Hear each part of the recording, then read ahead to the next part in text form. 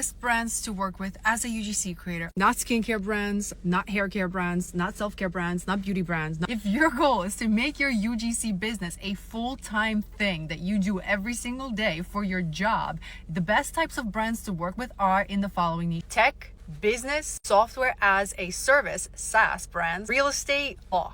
Personal finance services as well pay a ridiculous amount of money. Here's why this is. Everybody and their mother, their uncle, their grandmother, their cat, they want to get into UGC. They want to work with beauty brands, with skincare companies, with hair care brands, whatever. So what ends up happening is that there's a lot of creators all competing for the same exact jobs, all pitching the same exact niches, and they're all pitching the same exact brands. So naturally, the brands in those oversaturated niches have a lot of creators to choose from. So they can decide that they're going to have this like ridiculously low budget of like, let's say $100 per video.